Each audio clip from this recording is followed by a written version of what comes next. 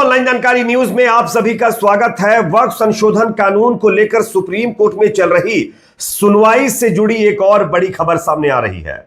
ऐसा लग रहा है कि आज का दिन भारतीय जनता पार्टी के लिए बिल्कुल भी अच्छा नहीं है, मोदी सरकार के लिए बिल्कुल भी अच्छा नहीं है। आज बीजेपी को कोर्ट से दो बड़े झटके लगे हैं। एक तो वक्फ कानून को लेकर उनके जो वकील तर्क दे रहे हैं उस पर, दूसरा अशोका यूनिवर्सिटी के जो प्रोफेसर साहब थे अली खान, उनको लेकर के भी कोर्ट से बीजेपी को जबरदस्त तरीके से झटका लगा। कोर्ट ने उनको जमानत दे दी है, लेकिन कुछ बातें कोर्ट की तरफ से कही गई, वो आगे मैं आपको बताऊंगा। साथ ही साथ वक्फ संशोधन कानून को लेकर के भी सुप्रीम कोर्ट की जो टिप्पणियां सामने आ रही हैं, वो अपने आप में मोदी सरकार की चिंता बढ़ाने वाली है। एक एक करके पॉइंट बाय पॉइंट मैं आप लोगों को समझाने वाला हूं कि दरअसल सुप्रीम कोर्ट में क्या चल रहा है। अभी फिलहाल अंतरिम आदेश तो नहीं आया है, लेकिन जो टिप्पणियां हुई हैं बीच में, तुषार मेहता को जिस तरीके से फटकार लगाई गई है, वो अपने आप में दिखाता है कि कपिल सिब्बल के जो है सवाल थे, उनका जवाब सरकार के वकील नहीं दे पा रहे। चलिए आगे मैं आपको डिटेल से इसकी जानकारी देता हूं। उससे पहले एक छोटी सी रिक्वेस्ट,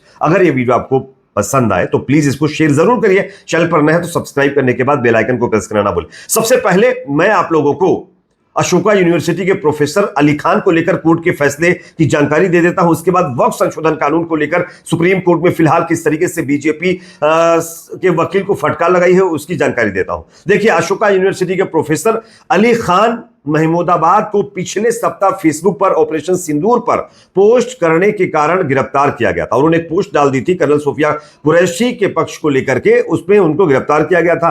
सुप्रीम कोर्ट ने आज उनको फिलहाल जमानत दे दी है। सुप्रीम कोर्ट ने उनके खिलाफ चल रही जांच पर भी रोक लगा दी है। यह अपने आप में बीजेपी के लिए बहुत बड़ा झटका है, और यहां पर बीजेपी की तानाशाही भी दिखाई दे रही है कि किस तरीके से तानाशाही करते हुए उनको जेल में डाल दिया गया था। खैर, गनीमत है कि सुप्रीम कोर्ट ने इस पर अपना आदेश दिया और अली खान को तुरंत रिहा करने के आदेश जारी कर दिए हैं। फिलहाल आज वो शायद जेल से बाहर आ जाएंगे। ये पहला झटका बीजेपी को लगा। अब बात करते हैं वक्फ संशोधन कानून को लेकर क्या ताजा अपडेट है। देखिए, वक्फ संशोधन कानून पर आज दूसरे दिन की शुरुआत हुई और आज दलीलें रखना था मोदी सरकार के जो वकील है सॉलिसिटर जनरल तुषार मेहता को। तुषार मेहता साहब ने जैसे ही दलीलें रखना शुरू की, जवाब देना शुरू किया, वैसे ही वो हक पकाने लगे और कपिल सिब्बल की तमाम दलीलों का वो जवाब नहीं दे पा रहे हैं। इवन सुप्रीम कोर्ट ने कई उनकी बातों को सुनने के बाद उनसे यह कहलवाया कि आगे इस कानून को लेकर आप क्या करेंगे। तब उन्होंने कहा कि जब तक कोई अंतरिम आदेश नहीं आ जाता, एससी ने साफ तौर पर कहा कि जब तक इस मामले में कोई अगली सूचना नहीं आ जाती तब तक कोई भी बेदखली नहीं होगी। यानी कि यह सुप्रीम कोर्ट का सख्त लहजा कि जब तक कोई अंतरिम आदेश नहीं, तब तक आप वक्फ को लेकर के कोई भी मामले में एक्शन नहीं ले पाएंगे, यथास्थिति बनाए रखेंगे। इसी के साथ साथ देखिए, तुषार मेहता ने यह भी कहा कि मैं आश्वासन देता हूं कि समीक्षा की पूरी न्यायिक प्रक्रिया पूरी होने तक वक्फ संपत्ति से कोई निष्कासित नहीं होगा। यह अपने आप में बहुत बड़ी बात। उसके बाद देखिए, सुप्रीम कोर्ट ने यह भी पूछा तुषार मेहता से, यानी मोदी सरकार के वकील से, कि जिस तरीके से आप मुस्लिम वक्फ में संशोधन की बात कर रहे हैं, क्या इसी तरह आप मंदिरों में भी संशोधन करेंगे? क्योंकि वहां पर भी तो बहुत सारी प्रॉपर्टी है ना, लोगों ने कब्जे भी कर रखे हैं। तो आपको सिर्फ मुसलमानों की चिंता है, आपको मंदिरों में जाकर के भी इस तरीके का डेवलपमेंट करना चाहिए, संशोधन करना चाहिए। उस पर आपके पास क्या तर्क है?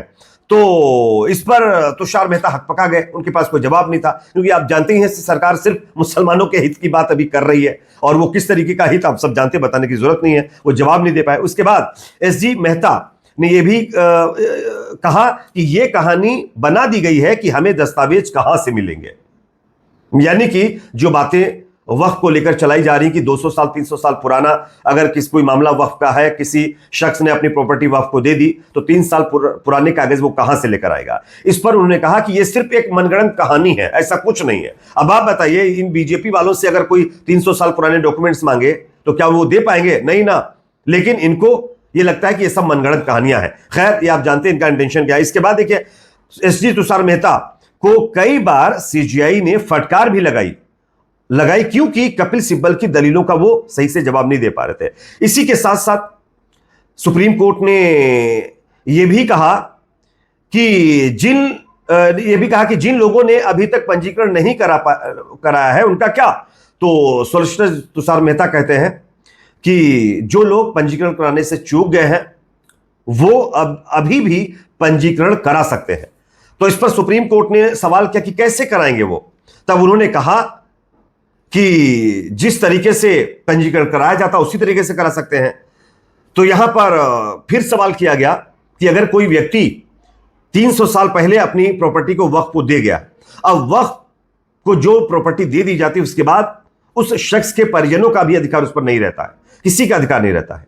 तो अब आप पंजीकृत कराने की बात कर रहे हैं तो 300 साल पहले जो व्यक्ति, मान लीजिए अगर वो 20 साल और जिया होगा, 40 साल जिया होगा, 100 साल जिया होगा, उसके बाद तो खत्म ही हो जाना। 300 साल तो कोई जीता नहीं है। तो क्या वो शख्स 300 साल पहले या 100 साल पहले जो खत्म हो गया है उसको बाहर निकाल कर लाया जाएगा, वो आकर के अपना पंजीकरण करवाएगा? कैसे पंजीकरण किया जाएगा? इसका प्रॉपर्टीज कैसे रजिस्टर्ड होंगी?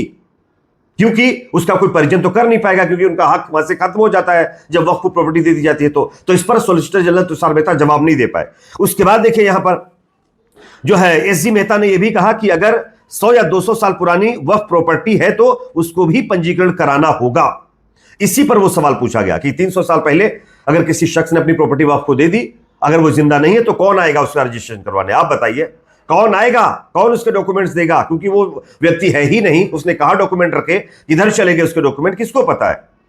तो आप कह रहे हैं पंजीकृत करवाइए तमाम प्रॉपर्टी, तो कैसे होगा? इस पर फटकार लगाई गई है। इसको लेकर के फिर कपिल सिब्बल ने कहा कि यह कानून बहुत ही बड़ी तादाद में वक्फ प्रॉपर्टी पर कब्जा करने के लिए बनाया गया है। इसका जवाब मेहता साहब नहीं दे पाए। तुषार मेहता ने यह भी कहा कि सुप्रीम कोर्ट से कि अगर सुप्रीम कोर्ट स्टे देता है, यानी सरकार को ऐसा लग रहा है कि सुप्रीम कोर्ट अब आगे कोई फैसला ले सकता है, तो उससे पहले ही तुषार मेहता जी जो मोदी सरकार के वकील कह रहे हैं कि अगर सुप्रीम कोर्ट स्टे देता है तो उसको कई पहलुओं को देखना होगा। सुप्रीम कोर्ट ने कहा कि हमने कल ही कह दिया था कि संवैधानिक पक्ष को हम देखेंगे।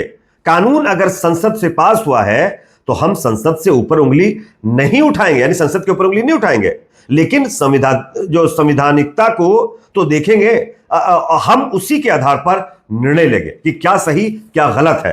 अब फिलहाल सुप्रीम कोर्ट के अंदर जबरदस्त बहस चल रही है और दोनों तरफ से मामला फंसा हुआ है। मोदी सरकार के वकील कई मामलों के जवाब नहीं दे पा रहे, बेचारे फंसते भी नजर आ रहे हैं। इसी के साथ साथ लंच हो गया है। अब लंच के बाद देखना होगा कि किस तरीके से यह सुनवाई आगे बढ़ती है। लेकिन दोस्तों फिलहाल कपिल सिब्बल, मनु सिंघवी, तुषार मेहता साहब के बीच में जबरदस्त मुकाबला चल रहा है। आज यह सुनवाई मुकम्मल होने के बाद कोई बड़ा फैसला आ सकता है, यह निश्चित है। शायद इसके लिए 1 या 2 घंटे 3 घंटे और लग सकते हैं, लेकिन फैसला आएगा। खैर, इस पर आप लोग क्या सोचते हैं? जैसे ही कोई और अपडेट आता हम आप तक जरूर पहुंचाएंगे। देखते रहिए ऑनलाइन जानकारी न्यूज़ चैनल को।